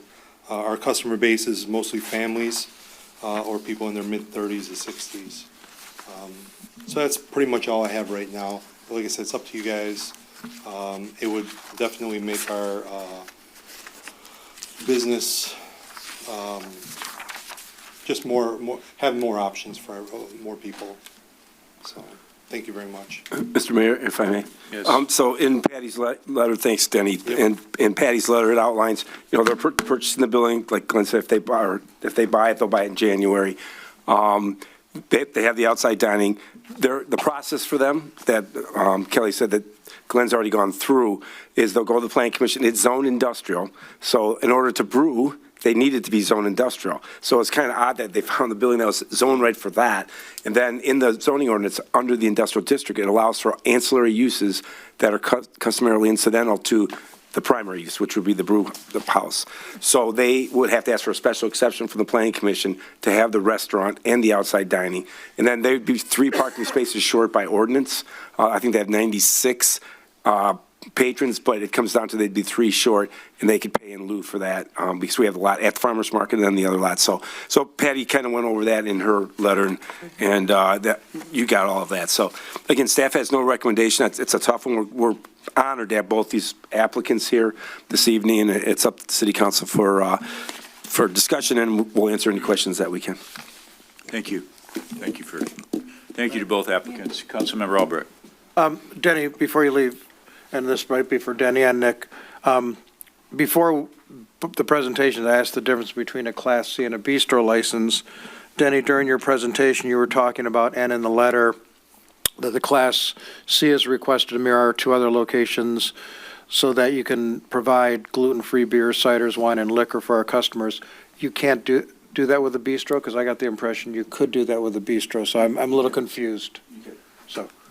Yeah, I'm not sure with the bistro license. So with a bistro license, It's a Class C. they could bring in beer not brewed there, liquor, wine, and everything else like that. Okay, I just want to be clear on that. I think it's the amount of seats at the bar. Right. You can only have 6 technically at a bar, and I talked to Patty about that, and that wasn't a problem for them. It's not a bar like, Right. and watching this one's tighter, it's smaller, a lot smaller. Yeah. Thank you. Mayor Pro Tem Salvia. Thank you. I also have a follow-up question, a licensing question regarding quota licenses. So I don't know if this is a Attorney Crock question or a Kelly question. I read that if you receive a quota license, you have to keep it or use it for 3 years. There's a 3-year rule. Are there any other limitations that are put on the business that would receive a quota license? Yeah. I can certainly let Kelly, she's certainly the expert on this. The city does place its own requirements on it. There's an operations agreement that is not a state requirement, but it's a city requirement that any conditions that you place on this establishment would go into that, such as hours, of operation and so forth. So as far as the retention requirement for that, I will let Kelly confirm on that. Mayor Pro Tem, there's a 3-year prohibition from transfer of a license when you get it under a quota. And the statute says that you can transfer it for if you can demonstrate undue hardship. They don't define undue hardship, so it's very hard to do. And the reason for that is to prevent what's called trafficking in liquor licenses. So you get a license from a municipality for essentially transactional cost, then you go try to sell it for $100,000 the next day. So the state doesn't allow you to do that. There are no other rules like that? No. Okay. Okay, so I think we have a few options tonight. We can go ahead and vote and make a decision. We can not do that. We can wait for, there's a couple people not here. I do have a question for, if we had a vote tonight, would it be a majority? How many votes would you need to pass? It's a majority of the board, so you'd need 4 of the 5. Okay. And that would be the action item would be to set one for a public hearing. Public hearing. Yeah. Okay. So in theory, the 2 people who aren't here would still be able to vote on the ultimate decision. Your action item tonight is to whether to set one of these for a public hearing. Very good. Councilmember Sage. Thank you, Mr. Mayor. So I've had the opportunity to have gone through the process with this applicant at the Roxy through the Planning Commission. And what I've really appreciated is not only the time, but obviously the investment they've made and an understanding of the process, a process they began before we even knew about it. I've also been very impressed with everything that they've during the discussions with the Planning Commission. It's not so much concessions as a willingness to work with the city. And that's what I've been most impressed with, from finding alternate parking solutions, for instance, with this site plan. It really demonstrated to me quite a commitment to their willingness and wanting to be in this community. So I will support, and I would make the motion to place a public hearing at the earliest December Planning Commission, our city council meeting. Someone said that. December 12th? Is Four- it 12? She said 14, but it says 12. Okay. Support? Councilmember Sage, you made a motion? To vote on a public hearing at city council for the December 12th? Is that correct? For Roxy. For the Roxy, yes. Okay, so a motion by Councilmember Sage, support by Councilmember Albrecht. Further discussion, Mayor Pro Tem Salvia. Thank you. Thank you. I just want to say that we want both of you. We are so excited to have both of you in our city. These are phenomenal businesses coming to our city. And I've talked to a lot of residents. I've talked to a lot of business owners. I've read a lot on liquor licenses and learned a lot through this process. And it really, to me, it's an honor to be able to award this license and to be able to bring this economic development, historic preservation, and engage our community more with this opportunity. So, but I just really overwhelmingly want to say that we welcome both of you. Councilmember Albrecht? Yeah, I echo Mayor Pro Tem Salvia's comments. I've been in the Brown Iron. They are great restaurateurs, and they will be a great addition to the city. That's why I asked the clarifying questions. I went through all the pages you sent ahead of time and the information you said. And you know, when I was on the DDA as the chair back in 2017, when we had our first visioning session, it was entertainment. You know, bring entertainment to Rochester. 2021, here it is again. So I'm glad you put that in your presentation. But if you're fortunate to get the Class C license and you're fortunate enough to get the bistro license, we have 2 great establishments coming into Rochester, and I will support both of them. say. Councilmember Trent. Yes, I agree with everything that's been set up here, and I have been at the very beginning of seeing the Roxy presentation on the DDA board. And that's the longevity, that's the first, when someone comes in first, you can remember that, and we've seen these presentations a lot. But I was excited to learn about the Brown Iron Brewery and as well. And it's a hard decision. I know people say that, but this truly was one. But yes, I would choose the Roxy. I would just like to say as well, both entities perfectly qualified. You can't go wrong making a decision. We need to make a decision. As a member of the DDA Planning Commission and City Council, I have seen the Roxy presentation more than once, and excellent, as Nick said, excellent to work with. I think the community is going to be very happy with this. I mean, this is a bit of a departure, but I think we've all felt pretty comfortable with the way they're going to manage things. So I will also support the Roxy. So, Madam Clerk, the roll, please. Vixen? Yes. Salvia? Yes. Albrecht? Yes. Sage? Yes. Trent? Yes. So good luck to both of you guys. And we really appreciate your work. Thank you very much, really appreciate it. Thank you. And Denny, I talked to Patty earlier, and we'll get you guys on the agenda for Planning Commission, get this whole step going with the bistro, et cetera. And we're ready for the grand opening of the Roxy. We're getting ready too. And we all expect an invitation up here. Right. Right. St. Patrick's Day, right? Yeah, St. Patrick's Day. there you go. Is that the goal? All right, now on to reports on regular business is consideration of a mayoral appointment to the OPEB Retirement Board. So we put it, this is a citizen member of the board, and it was David Berdelich. Excellent. So I think we need a motion to, I think you nominate tonight, and 2 weeks from now, we put them on. thank you. So I'm nominating this person. And just for council's I thought we didn't nominate? Okay. Just for council's information, his application was emailed to all of council on October 18th, if you need to refer back to it over the next couple of weeks. Okay, so I'll make that mayoral appointment, and then the next meeting, you guys have a chance to do that. Next is a spongy moth grant resolution. Mr. City Manager. I can help with that. So the good news is the spongy moth, formerly known as the gypsy moth, was pretty non-existent in Rochester this year.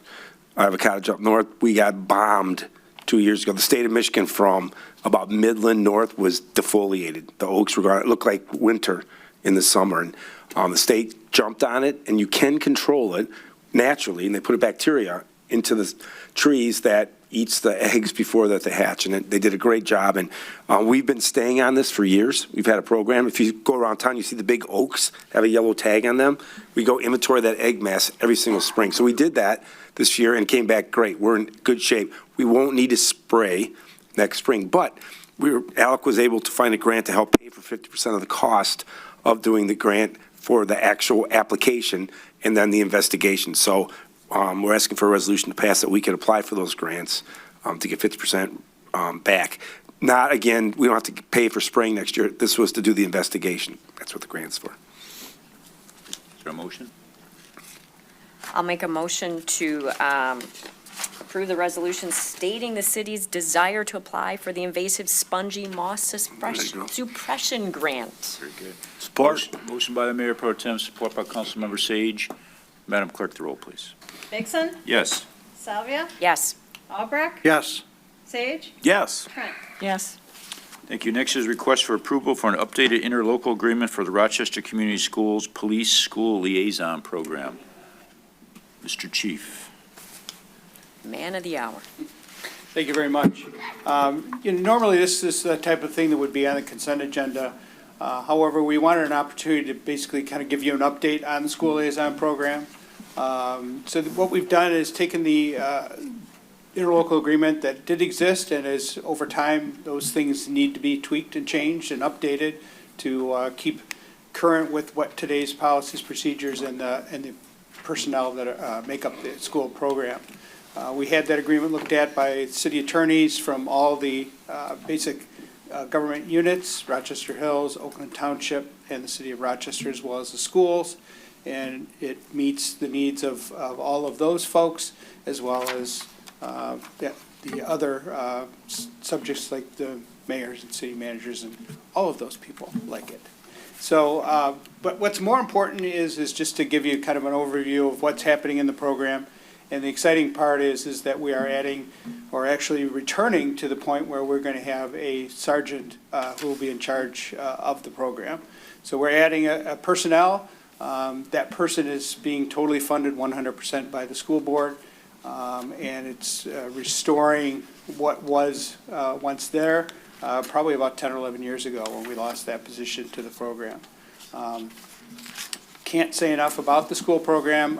Certainly, these officers and deputies that work in the program, we have two officers and then additional 3 deputies, and then they'll be supervised and assisted by the sergeant. But they are on a daily basis in our schools, dealing with far more than just being cops in the schools.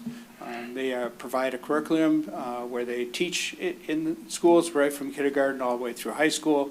And they are involved, I just can't tell you enough of the things that they get involved in the schools, and create some lifelong relationships and friendships with those students. So it's very critical and essential, and we certainly appreciate the community's support and the partnership with the school system to keep this program going. Very good. Is there a motion? Motion to approve is presented for the city manager to sign on behalf of the city of Rochester, this intergovernmental agreement police school liaison program. Motion by Councilmember Albrecht, support by the Mayor Pro Tem. And discussion on this. Sure. Number one, thank you for bringing this and allowing us and the public to read through all the details of this. As I was reading through it, such an amazing program, and I know all the officers involved really love their assignments. They love being in the schools. They're passionate about it. It made me wonder, like, how did this interlocal, the update to it, how did that come about? Was that something we initiated, something the school initiated? What's the backstory to that? I think time brought it forward, and then also the addition of the sergeant to the program basically called for a time to review the document and make it updated to what was happening today. Yeah, I guess the most important thing is there wasn't a failure somewhere, as in some cases where you say, well, hey, this broke, we got to fix this. That was not the case here. Right. This was just a situation where time had passed, we were making a major change to add the sergeant, and it seemed like a good opportunity to review the document and update it to today's times. Very good. I'd just like to add, as a high school teacher, it is essential to have police in the school. And if it was up to me, we'd have more police in the school because there's lots of issues going on that they can stop problems before they happen sometimes. So 100% support. Madam Clerk, the roll, please. Vixen. Yes. Salvia. Yes. Albrecht. Yes. Sage. Yes. Trent. Yes. Thank you. Next is a request approval of the interlocal agreement for the Mental Health Co-Responder Corps team. Chief? This is another exciting program that we were excited to bring to you. If you recall, months ago, we introduced this program to you, and we asked for a letter of interest so that we could obtain a grant, which we have successfully obtained. And that grant allows us to enter into join with the communities of Bloomfield Township, Auburn Hills, and Birmingham, who already have a co-responder working with them. And so we are the 4th community to join that consortium or group, and this interlocal agreement allows us to do that. So what we're doing now is in the process of interviewing to add a second co-responder. So the 4 agencies will share 2 qualified mental health specialists that will be able to be a resource not only to at-scene incidences, but probably more importantly, to be able to follow up on cases after the fact. So if officers find a situation where a social worker, mental health professional could help with those situations, they can turn in a form and one of the two co-responders will be able to follow up and provide aftercare for those situations and get them the resources they need going forward. So we're very excited to be able to do this. It's gone super well in the other three communities. Officers have embraced it. And I think the other part of this is that it is giving us an avenue to additional training. You may have heard some things in the news with crisis intervention training. And so we've sent 4 officers already to that level of training to also help them with their response absent a co-responder to situations. So very good program. It's, again, the buzz around the station is that they can't wait for this person to start. So it's good. Very good. Councilmember Sage? Thank you, Mr. Mayor. I was in full support of this when it was first presented to us earlier this year, and then as we've now sought a grant and received that, I would make a motion to approve Chief Shettenhelm to sign the second amended interlocal agreement for the mental health co-response team. Motion by Councilmember Sage. I'll support. Support by Councilmember Trent. Madam Clerk, the roll, please. Vixen, Yes. Salvia, Yes. Albrecht, Yes. Sage. Yes. Trent. Yes. Thank you, Chief. Thank you very much. Next, we have a receipt of the check register report. Are there any questions on that? Okay, now we receive a report from the various boards and commission. First is a report from the Retirement Board, the OPEB Board. I serve on that with Councilmember Gould. So we had our presentation from Morgan Stanley. Our retirement fund is down, but it is down commensurate with the market and what everyone else is doing. And we made a few tweaks there to, move to into some investments that Morgan Stanley thinks are more suited to us and kind of what the market's doing. On the advice of administration, we decided to not renew the contract of Go Invest PowerPoint. Not PowerPoint, the Go Invest software system that a while back was going to cure the common cold, but now I guess it's not being used as much. So we're not going to use that anymore. And then in consideration of an amortization schedule change, which basically allows us to, I think, pay back some of the money a little slower. So that allows us to kind of get some more gains.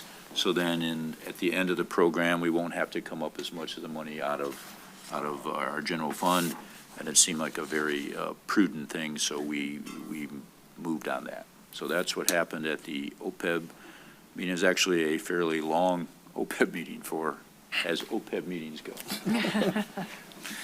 All right, next is on to a report from the Historical Commission. Councilmember Sage. Thank you, Mr. Mayor. A few things. To date, we've sold 67 of the Detroit United Railway books, and I would like to remind the public as we come into the holiday season that these fine publications are available at City Hall, DDA, the library, and the Rochester Museum at Van Heusen Farm. Founders Day has been officially set now for March 12th, 2023, and I bring that to mind as it's normally after St. Patrick's Day. This will be the first time it is before St. Patrick's Day. And again, it will be held at the Calf Barn there at the Rochester Museum. This year's theme is the bicentennial of the Stony Creek Village.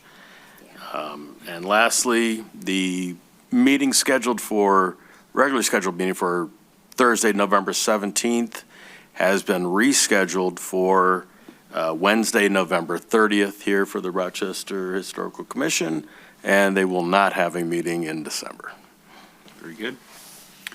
Next is a report from the Planning Commission, and I will say, being a longtime member of the Planning Commission, that was maybe the longest meeting in the history of the Planning Commission. Councilmember Sage. Thank you, Mr. Mayor. Much discussion was on the Roxy tonight, and at the Planning Commission meeting, we did approve the site plan. And it was nice that the applicants there put in special consideration for the addition of ADA spots from 2 to potentially 4 or 5, as well as a designated employee parking situation, which would be off-site from the premise, which will greatly help the success of that business. The other public hearing was on the St. John's Lutheran School. This is a site plan that came to us in 2018, and due to the pandemic, had many revisions. And we're now finally to a point where it is approved, or was approved, with an understanding that the temporary classrooms there will be removed by, is it January 2024 or January 24? As well, the consideration that a shared parking agreement with the adjacent properties must be finalized for final site approval. We also continued a discussion, an ongoing discussion with Croc Cards at 210 Campbell Street to determine if a public hearing was warranted. At this time, based on the applicant's response and discussion, we're deferring any decisions to January next year. And lastly, there was well-attended discussion with a presentation from the developers of the Paint Creek Luxury Condominiums there on the Solaronics property, right there at the conjunction of Woodward and Ludlow. So the current proposal that they've presented would require a zoning change from, it's basically zoned right now industrial, I-1 and RT, single family residential. It would need to be changed to RM2, multifamily,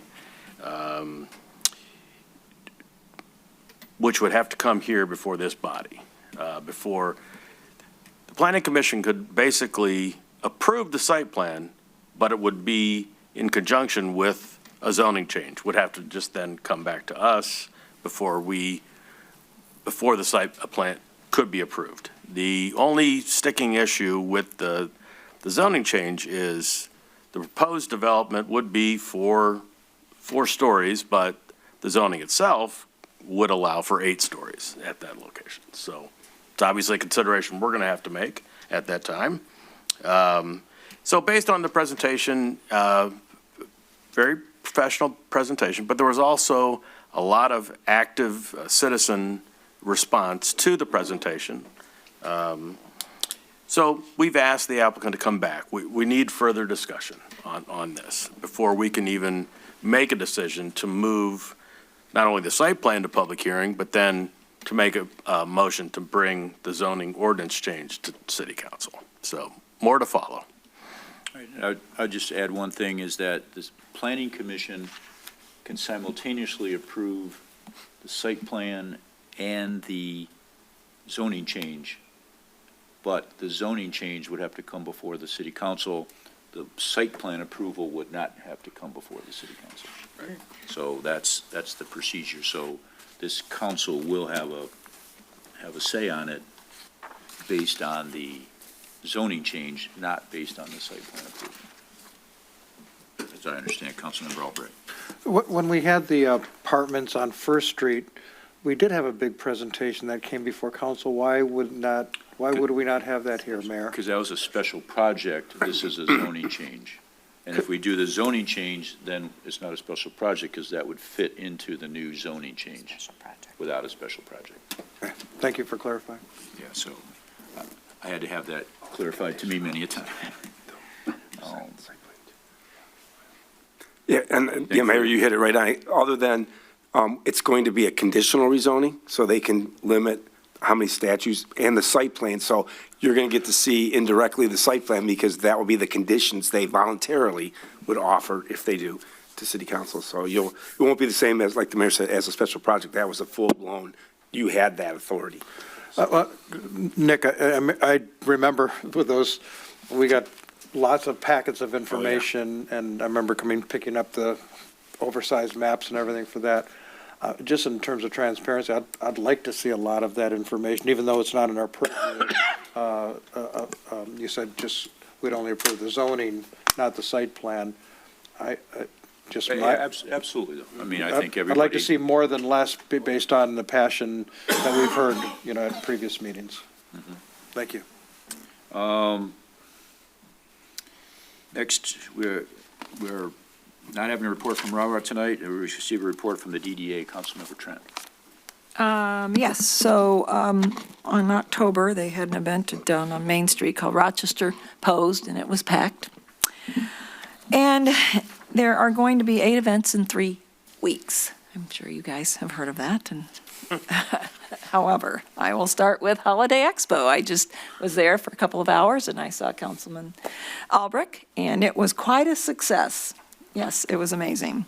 It was from 5 p.m. to 8 p.m., and it was a partnership with the DDA and the Rochester Regional Chamber of Commerce.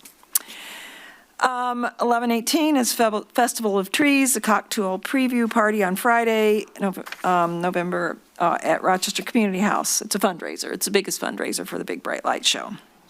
It's in the evening. I don't know if there's still tickets, but if there aren't, you better hurry up and get them.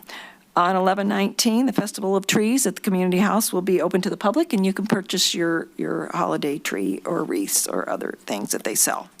On 11/21 is the 49th Annual Lawn Yop. 12/2 is a Kris Kringle Market, and 12/3, December 12th and 3rd, December 2nd and December 3rd.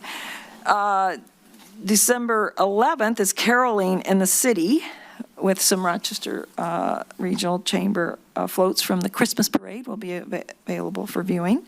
December 15th is Pancakes and PJs at the Firehouse, and you can dress in matching PJs in the evening with your children or not.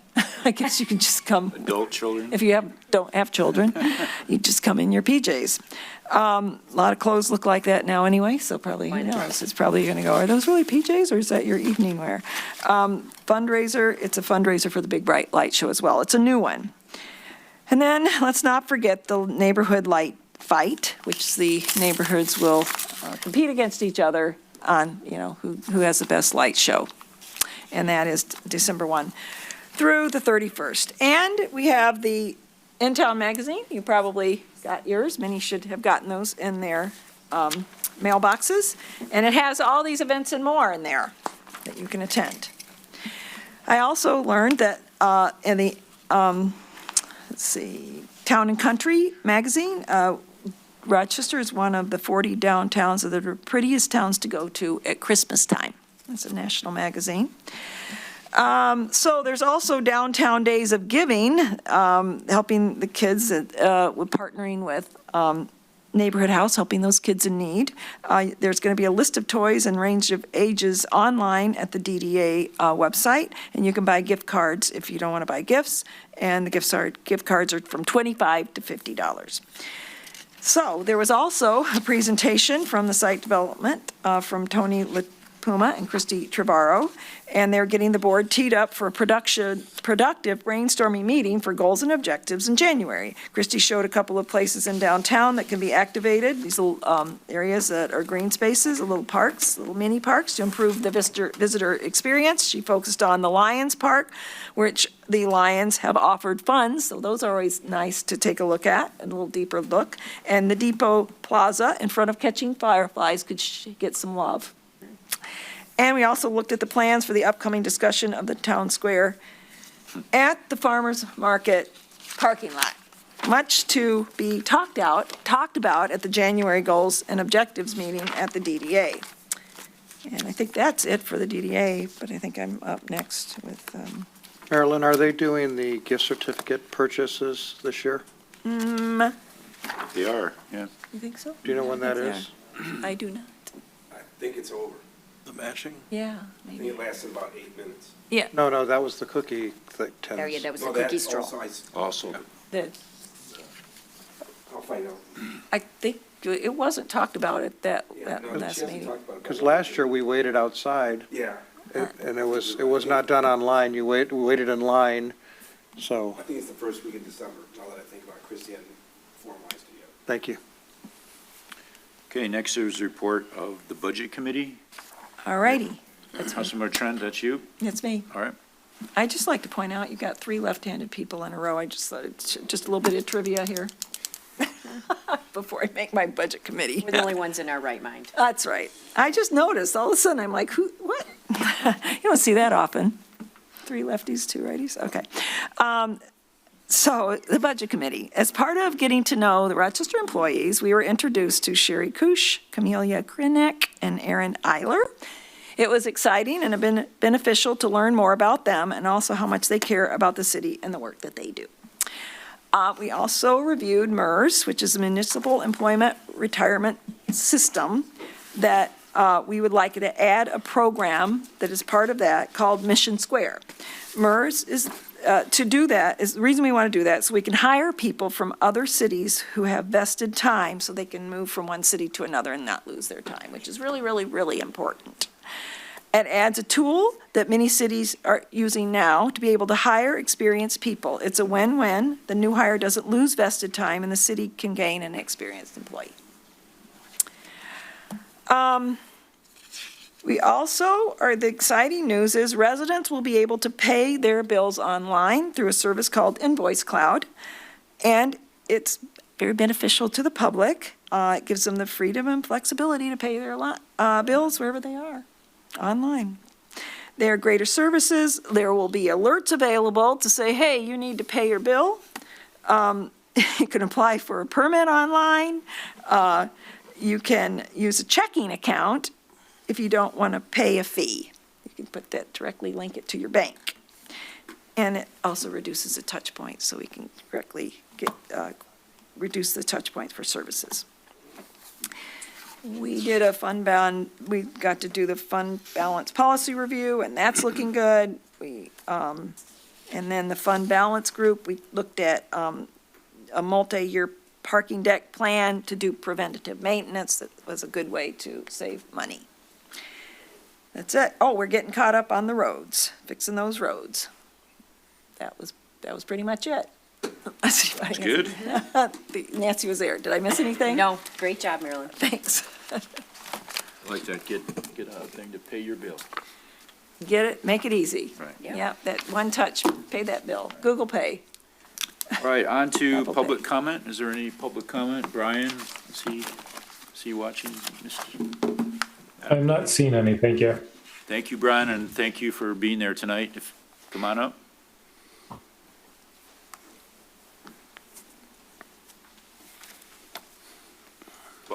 Welcome back. Thank you. Yes, I'm Patty Weaver at 758 Miller. I was here not too long ago about the voter records, and I received my voter card in July like everybody else did. And when I pulled it out to check the precinct I was supposed to vote at, I noticed something with my card. Can I come up and show you? Why don't you just tell us? Yeah. Well, I have a picture of, Okay, why don't you pass it to the clerk and she can pass it down? pass them down, please, thank Thank you. you. It upset me. Okay, why were you upset? If there was anything right about the card, 3 errors on the card. Okay.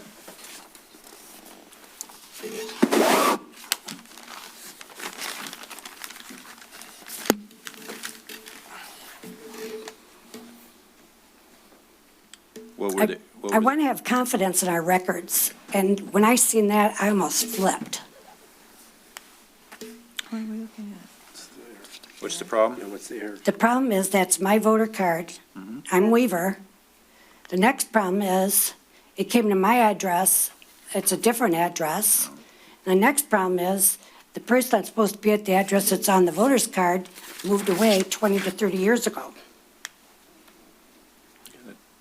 Doesn't sound ideal. No, like I said, I almost flipped when I looked at it to see what precinct I was supposed to go to. Okay, well. I mean, that's just one card. It makes me wonder about all the other cards that went out. Okay, well, Madam Clerk, why don't you maybe at the next meeting get back to us and check Sure, that but out? I guess my first question is, this card that you just handed to everyone is for Alicia Rink on Point Place. You're Exactly. Patty Weaver on It came to Miller. Patty Weaver. Is that The maybe- address is Point Place, and the person that lives at Point Place is not her. She has been So gone that for, would be a mail issue, not a voter record issue. all 3 of those mistakes? There's just one. There's 3 mistakes on that card. Me, wrong address, wrong person. That lady has been out of town for 20 to 30 years. So this one got delivered to your address? Yes. Got it. That's a That's mail. mail issue. That's a the mail post issue, not office then. us. Right? Did you get one with your name on it? You know, all I have is I don't see my name anywhere. Like I said, me and my husband got them the same day. He put his away, I put mine away, and when I pulled it out for the precinct, let's see, where did I put it? Did you get to vote? Yeah, were you able to vote? You don't have to show It's it. my driver's license, Okay, but that's not the point. Right, I understand. I just one minute. So it looks like a mail issue, but maybe the city clerk can take a look at it and see if there's any other issues. I can look up this record and Thank you. report back to council. So we'll- Email. If I had the envelope, I could tell you exactly, but like I said, it came right with my husband's. His was fine. So we apologize for that, but it looks like maybe it was the post office, but we'll take a look at it. The post office puts on the wrong name on the address and everything. To me, those are records. Is I it- just want to have confidence in the voting system, that's all. Okay. And I don't have it. We will keep working to try to get that straight. Thank you. Thank you. Any other public comment? No? Okay, on to general miscellaneous. Mr. City Manager. In your packet, there's an invitation from Raya for this Wednesday's annual meeting. And in your manager's report, and I'm glad when Marilyn went, what we did with the Budget Committee, which is awesome, introducing the people. So I'm putting them in the manager's report and give all the credit to Marcy. Marcy is putting those together. The employees actually love it.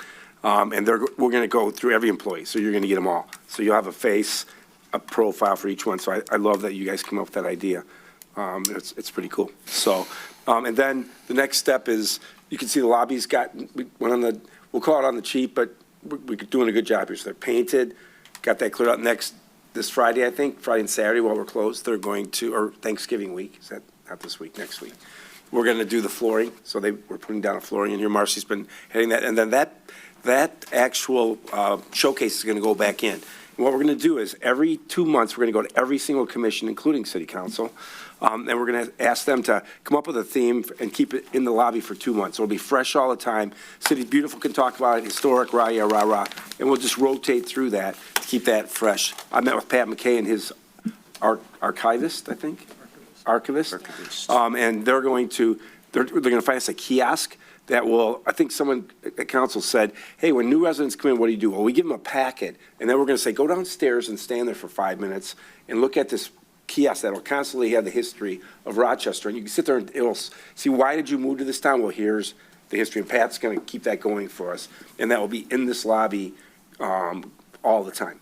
So that, and then I think we're going to take all the old council pictures. We have this big gap of years that we didn't have. They're in the drawer in Holly's office. We found them. Okay. Well, we're going to digitize them all. And then I think we're going to put them on the big board out here so that if you want to stand there and wait for your turn, you can see your picture. But we're going to try to freshen stuff up, make it a little more lively. So when people come in here, get some new chairs, sit down, take a look, spend a little time looking at history. And then I think that's going to be really neat with that, with the display case, with a theme to it every couple of months. So, and staff's going to do the holidays. They want to do Christmas. So I thought that'd be kind of fun. So all good stuff. That's all I have, Mr. Mayor. Madam Clerk? Well, since Nick mentioned Pat McKay and his archivist, when they came in to meet with Nick the other day, I snagged them and I took them into the vault. And we are going to work on getting the minute books from 1875 to 1945. Not just scanned, but they'll help us. There's one book that's falling apart. I mean, these, obviously, they're almost 200 years old. And the archivist even said that she thinks that there is a group that will actually read them and transcribe them. I don't think they're going to scan well. You're talking calligraphy. And the ink in some of them is fading. So I want to get them preserved now rather than waiting until there's a disaster and we don't have them any longer. But if there is that group, we'll hopefully get a proposal and can get that, get those transcribed and be able to read and get that out there, because right now they're hidden up there. And I've flipped through them a few times, and they used to write the ordinances in them, the budgets in them, the election results in them. I found an ordinance back in the day where they passed an ordinance that you couldn't ride your horse faster than 15 miles an hour in downtown. So there's some pretty fun stuff in there. That's fun. So I look forward to presenting that, hopefully at Goals and Objectives. And Mr. Mayor, if I can, if in fact, during the Mosheri project, I think people know now that Mosheri has purchased the elevator property, and one of their things, they've met with the Historic Society and the historical folks, and they're going to preserve the original elevator inside that building in the renovation. They want it to be a historic reading room. So we can feed this stuff to there so the community can go in there, the residents can go in there, and that might be a really good use, because they asked us, do you want it? It's like, no, because how are we going to program it? Once they gussy it up and then give it the respect, it'll be a whole theme of Rochester history, not just for the elevator, but for the town. Be a great place for a reading room. So I think we're going to work that through with them if, in fact, that is approved. Very good. I just want to thank the city clerk for running the election. Previous resident aside, I think the elections in Rochester are fair and with lots of integrity. And to me, as long as I've been involved with it, there's never been a question that our elections are fair and solid. So congratulations to that. Thank you. It was a big turnout. Yeah, you did a good job. Mr. City Attorney. Just one item that may be of interest, talking about the police department and receiving their achievement tonight. It just dawned on me that I do have a number of times, part of what I do is prosecute for the city of Rochester, and with the proliferation of body cams and video I get a great number. I'm in court weekly, and I have to say that the number of defense attorneys that come in and say, yeah, I don't have anything to work with. Their job is to specifically try to see if there's problems with their cases, and I get the opposite. And I say, yeah, no, there's nothing here for me, so what can we do? And it is refreshing, and that's only gotten better over the years. To the point where, I get people even saying, wow, my client was far ruder. Your police officer was so courteous. And this is, these are people I've known for years, that say, we've reviewed these things, and there's generally never an issue when it comes to that. So they're doing it the right way, and the body cams don't lie. So that's, it's a good tribute. So I thought, I passed that on to Chief before, but I thought it was worth, that even the defense bar thinks that our police department is doing well. Great. That's good. Big night, Chief. Congrats. Mayor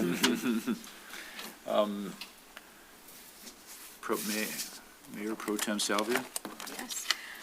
Thank you. I did want to thank the election workers, and everyone worked very hard. I know that was a long day, especially with the number of absentee ballots. So thank everyone for their hard work. Yeah, everyone was a good night. It wasn't just me. It takes a lot of people to have a successful one. So thank you.